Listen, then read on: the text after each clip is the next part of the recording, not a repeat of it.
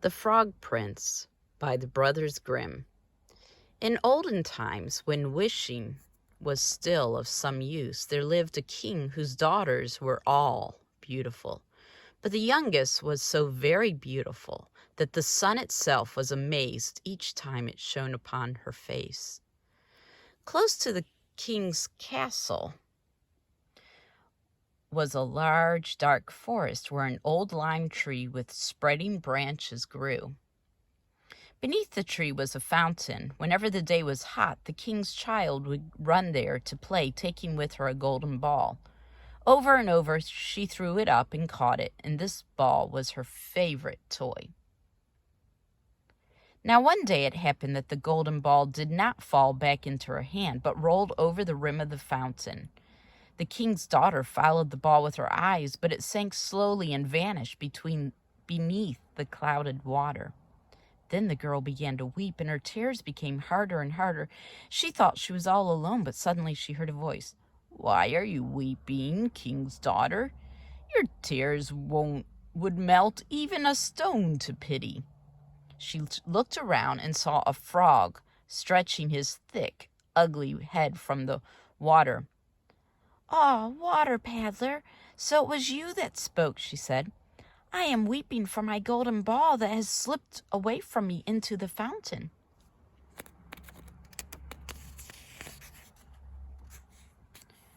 "Listen then, and do not weep," answered the frog. "I will fetch your plaything up again, but you must give me something in return." "What will you have, dear frog?" she said. "Perhaps my pearls and jewels, or do you want my golden crown?"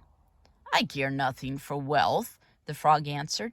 "But if you will love me and let me be your companion and sit at your table and eat from your plate and sleep in your little bed, if you will promise me all these things, then I will dive down into the water after your golden ball." Yes, I promise," she said. But she thought to herself, "What is the silly frog saying? Let him stay in the water with the other frogs. He can never be my companion." The frog only heard the promise and not the thought. So at once he plunged his head into the water, kicking hard with his legs. Down, down, down he swam, then came up again with the golden ball and threw it on the grass. With a cry of delight, the king's daughter took her beautiful plaything and ran off through the forest. "Stop, stop," croaked the frog. "Take me with you. I cannot run as you can." But all his croaking was of no use, for the king's daughter never listened. The next evening, when she was sitting at the table with her father and all his courtiers, something came creeping splish, splash, splish, splash up the marble steps. At the top it knocked upon the door and cried, "Let me in, youngest princess, let me in." So she rose to see who had called her. When she opened the door, there sat the frog.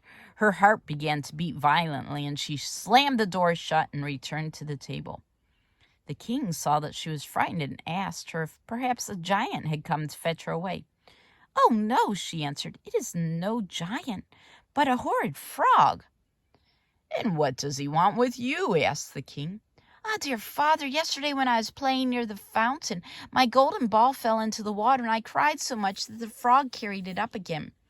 But first he asked me, I promised that he could be my companion. I never thought he would leave the fountain, but somehow he has jumped out, and now he wants to come in." Then the king said, "What you have promised you must fulfill. Go at once and let him in." So the girl went and opened the door. Then the frog hopped in and followed her step by step to her chair. "Lift me up," he croaked. "I'm not so large as you are." So she delayed and delayed until the king commanded her to do so. Once the frog was on the chair, he wanted to be on the table. And once he was on the table, he wanted to eat from her golden plate. "Push it to me," he said, "so that we might share the food between us." The girl could not eat a mouthful, but the frog finished everything. At last he said, "I am tired now. Carry me to your room, and then we shall sleep in your silken bed."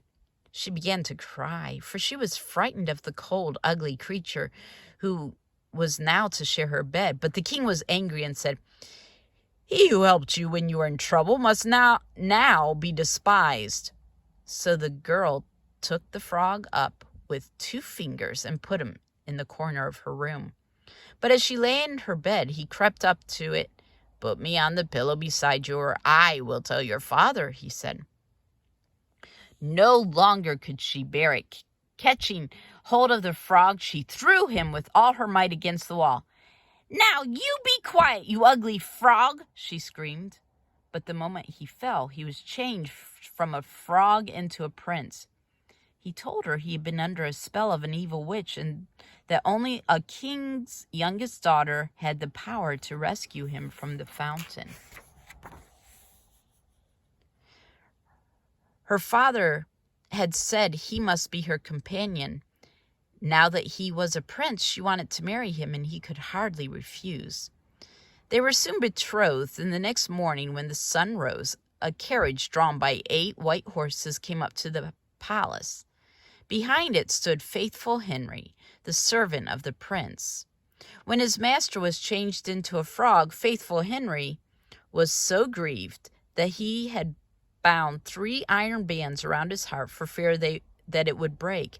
But now the prince was saved, and they were to return to his own kingdom. Faithful Henry helped the bride and bridegroom into the carriage and sat down on the seat behind. They had not gone far when the prince heard a crack as if something had broken. "Henry, the carriage is breaking," he said.